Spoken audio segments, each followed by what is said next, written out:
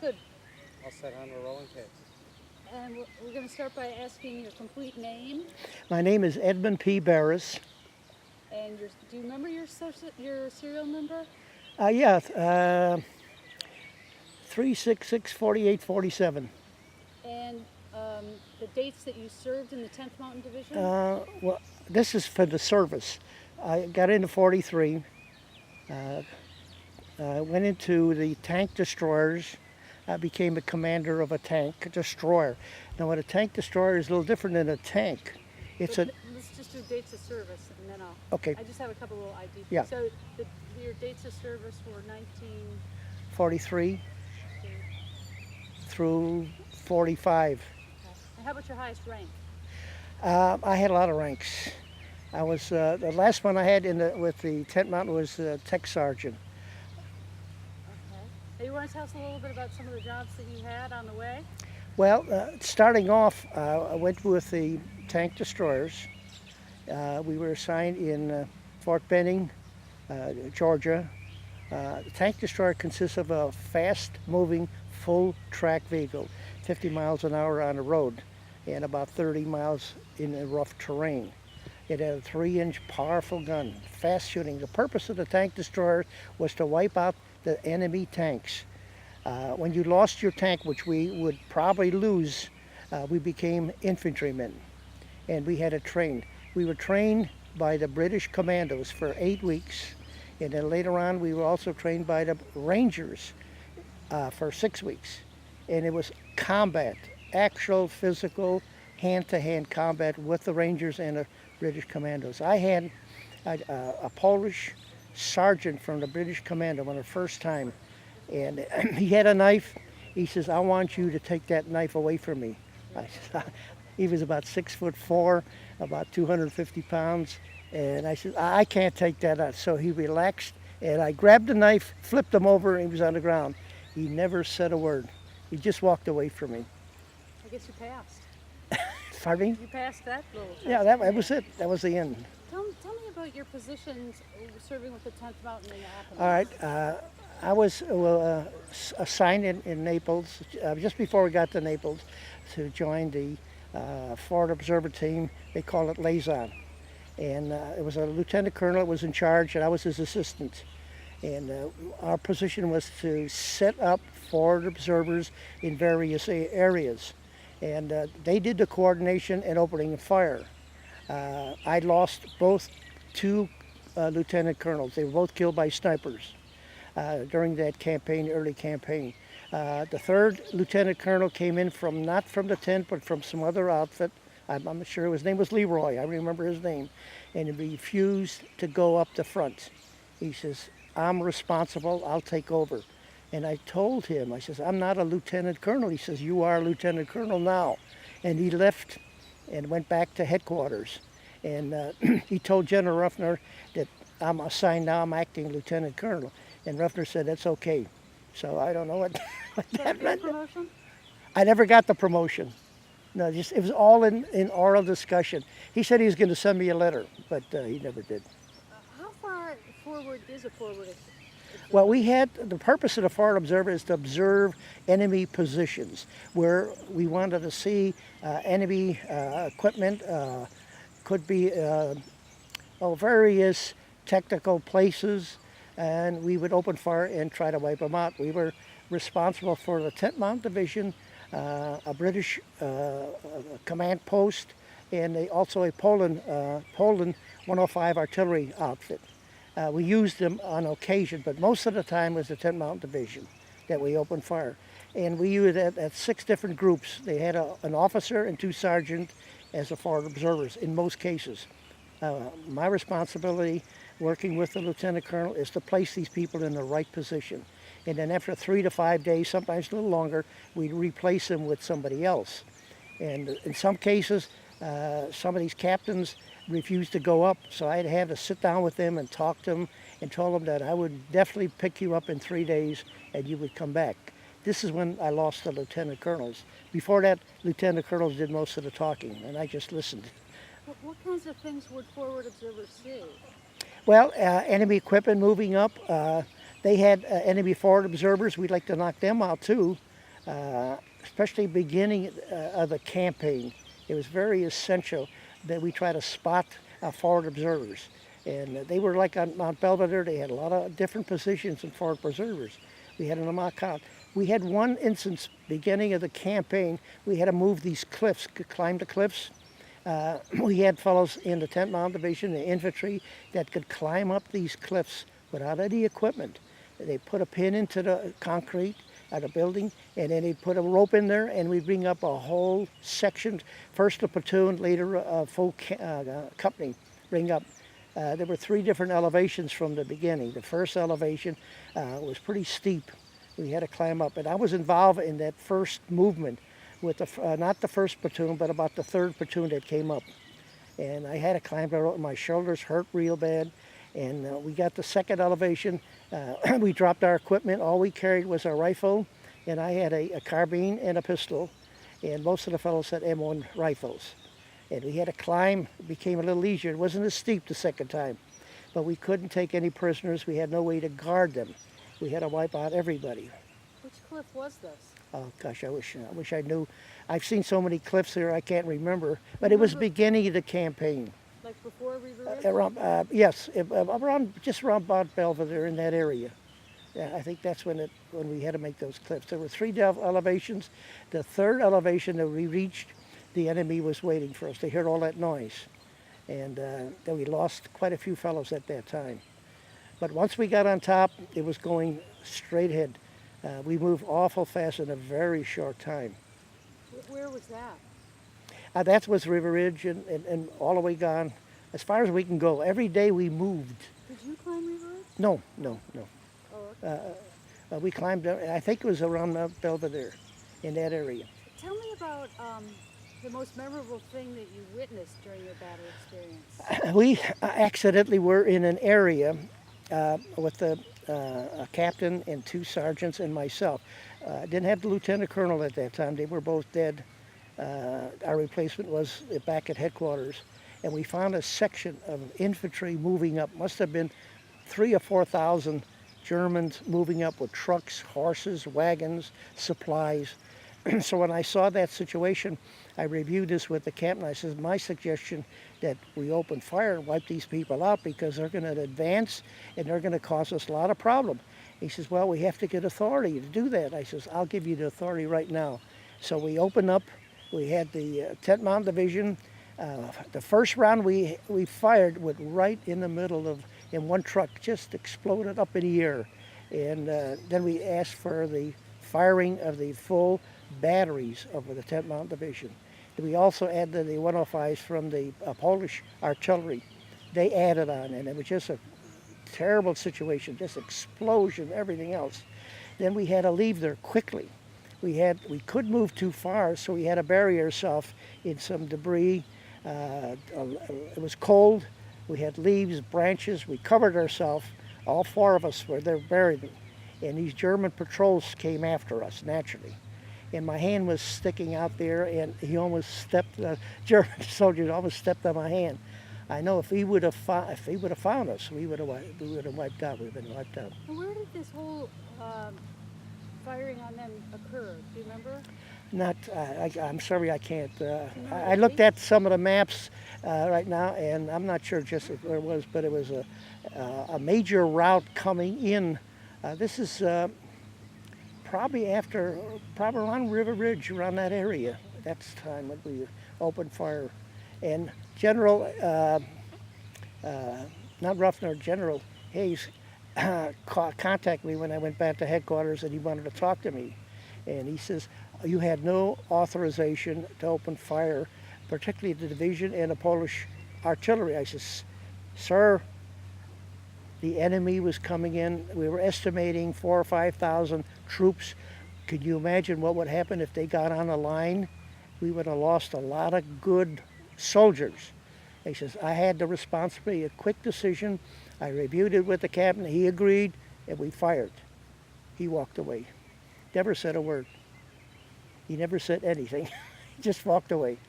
Do you recall maybe what the date of that might have been? Was it? Well, around the time, around River Ridge, when we were advancing in that area, that would be about the time. I can't remember the So dates. it was about the first day of battle, or No, or it just was before that? after a number of days. Yeah, not weeks, but number of days. It was an accident. We were we were fortunate in finding them. If we didn't find them, what would happen with 5,000 or 6,000? How many Germans? Later on, much later on, the medics found these bodies, and they estimated it was over 5,000 that were killed. Nobody survived because you found every artillery piece was opened up. Much later, I talked to some of the linemen in the artillery, and they said that gun never stopped. They just kept firing and moving from one section to the next section. We moved the coordinators up, down, sideways. If anybody was running away, they would have been hit. How many 10th Mountain troops were there? The 10th Mountain? Oh, that was all In that behind. direction, in that Oh, I imagine a couple of miles away, probably the 86 close, maybe even the 85th were close by. you said So I'm a little bit confused. You guys just called for an artillery barrage. Barrage. In that area. In that area. Boom. That was. And we had to stop them because if they advanced, that would have caused us some serious casualties. We know that. They had all kind of equipment, everything, and they had some artillery, small pieces, not big ones, but they had not 88s. They didn't have 88s. did they have time to mount a counterattack? No, we didn't have to do it. They were just going to go into combat. They were going into combat, and they knew that the 10th Mountain Division was close by, and they were getting ready for it. So I had a decision to make, and we made it. They didn't have any chance to attack against you No, either. no, it was just a tremendous barrage, and it was over. It was over quickly. Yeah, I would estimate it was less than 10 minutes. Less than 10 minutes. Any casualties on the 10th Mountain side? None. And how many 10th Mountain people do you think were involved in that? About 4 people. Against 3,000 Germans? Yes. Yes. Oh, yeah. You're not understanding here, honey. Okay, now I got it. Yeah, it's Close to their lines. We in most cases, we were in the enemy territory to observe. We had to be. We were in front of the infantry. We had to be in front. The purpose was to notify the infantry where the enemy was, what to stay away, and we asked for artillery to wipe out a section that was necessary. Then the infantry would move up. Now, as an observer, I know that you observed some awful civilian atrocities. Can you talk about that story? A little Yes, bit? we had a situation where a large section of German officers, must have been about 15 officers, at a meeting outside of a small town in Italy. I'm not sure what town it was, but I observed this. Again, this time Lieutenant Colonel was with me. He was still second one, I think it was the second one. And we saw this family, must have been, I'd say 30, 40 people, Italian people, go into a barn, including children and whatnot. And then they brought in additional people into that barn. They told them they were going to entertain them in the barn. What they did is burn the barn down. And all those people were destroyed naturally. We found the regiment command by their insignia, and later on we found those officers, those 15 or 20 officers that were involved in it. They had soldiers, but the officers were making all the decisions, and they were wiped out. We found them later, and we had the infantry come out and shoot them down. Do you have an idea of what date that was? Some of these things are very difficult to remember. So many things happened. We were on the move constantly, and then some territory you couldn't tell exactly where we were. We could guess by our maps. We had good coordinates, but before we realized it, we were moving again, because the enemy was going backwards. We were going forwards, and we had to stay right close to them. And if we're going to be successful observing the enemy, we had to be in front of the infantry. And we didn't want the infantry to move up until we could have a safe position. Sometimes it didn't happen. Sometimes the Germans went back and then they went forward. And we tried to notify them when we could, but that didn't always happen. let me ask you some specifics about this event, just because we're very interested in this. Now, you were observing from afar with field glasses. Yeah, we had our binoculars. We could observe it. We could observe their uniforms and their rank, and also their insignia. And the lieutenant colonel was with me. He made a lot of notes.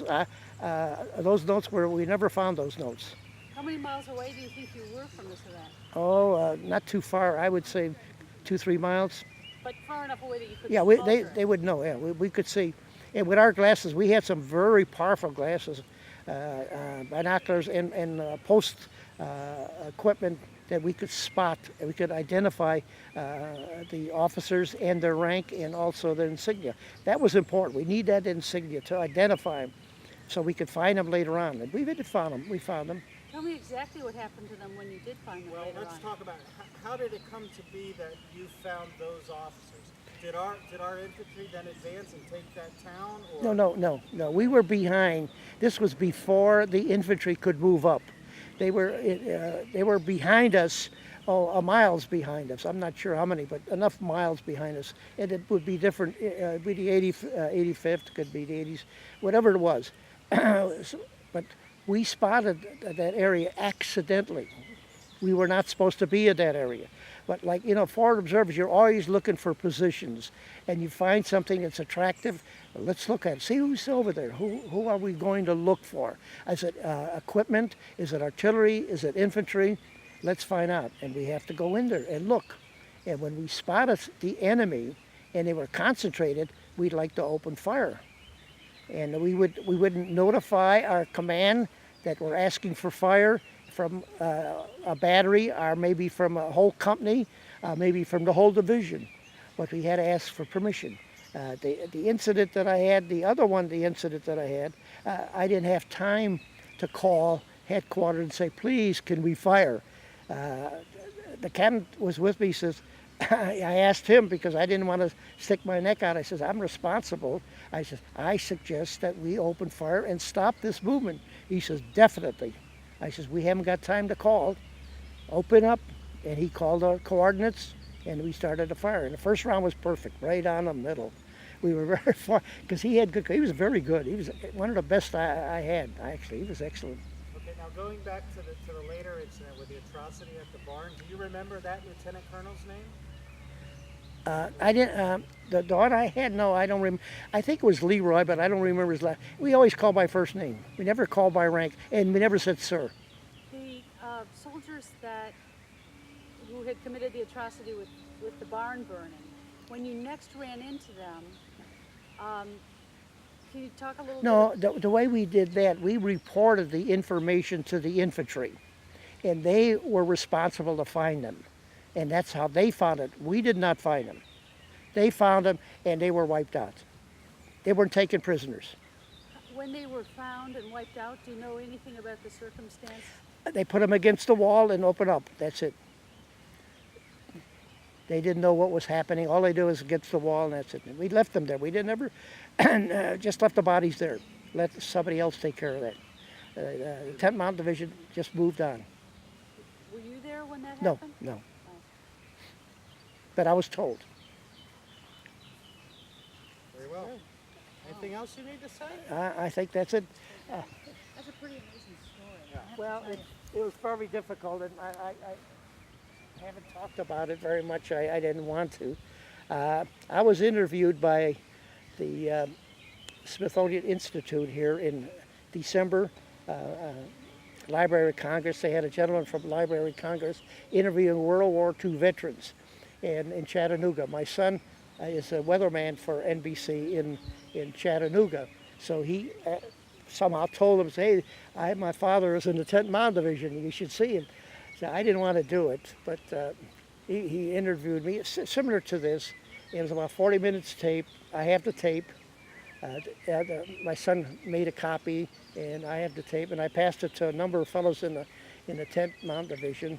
And we had in the Midwest Council, they call World War II veterans only. This was in Wilmette, Illinois, and I showed that film in about 60 fellows, World War II veterans, various organizations. and they saw that. They said they really liked it. Cover some of the same material? Basically, the same thing. Yeah. I talked maybe a little more about the tank destroyers because that was a fun outfit, and we were actually in combat with those British commandos and the Rangers. We had a force march 25 miles in July in near Austin, Texas, Waco, Texas. Force march, rifle, and pack. After we had one canteen of water. That's it. This is July now. And after 10 miles, we dropped our packs. All we had was rifles. And then we continued with a second canteen of water. That was it. Our uniforms were green. When we got to the end, our uniforms were white of perspiration. I mean, You know, that's an unusual story about the villagers who were burned. Can you guess at all? Was it after Belvedere but before Dallas Bay? Can you even start I think this is after Belvedere, yeah. after Belvedere, but before? Before the spring offensive, was it? I mean, we're just Yeah, trying to this get would, an idea. I would say it'd be sometime in like March, in the March period, wherever we were located in March. I'm not sure. Do you know which 10th Mountain Division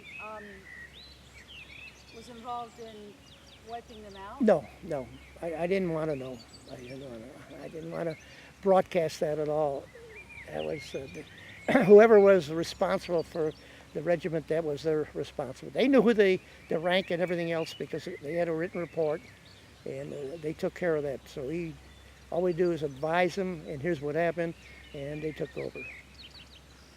So let me ask you a little about the reports. Now, when you would go out and take these guys out and observe whatever, you would write this up, or someone in your company would write this up? Sometimes, mostly we get when you get back to headquarters, we discuss it, who was responsible. It wasn't always the general, but it was usually a lieutenant colonel or a colonel, and he kept a record. I assume he has those records. I didn't write any records at all. Everything was done orally, or by telephone. We had to first. The reason I say that, we had to move awful fast. We didn't have the time to sit down and write a letter. Before you know it, you had to move, get another group up in front, bring the other group back. There was no time to sit and say, what happened? Now, you're in a really unique position because you saw things way in front of everybody else. Yes, yeah, because we were up, in most cases, front. The only time when I'd get back, sometimes they'd have a supply, we'd take a shower. And it was a fast shower. All we did was take all our clothes off. We'd go into that shower tent. We carry our boots and rifle, our pistol, whatever you had. You take your shower, come back, you get all new clothes, take your boots, put them back on. The reason we kept our own boots and not you had to keep your rifle or pistol or whatever. But that's what you do. I had that, I would say, during the campaign maybe 2 or 3 times. That's about it.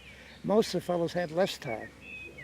Fortunately, because I would go back, I'd give some kind of an oral report and then go out and I told them I haven't got time to sit here and discuss this with you. And they all accepted it. They knew that was happening. But I didn't have his rank, but I was responsible for all these officers and enlisted them in to go up in the forward positions.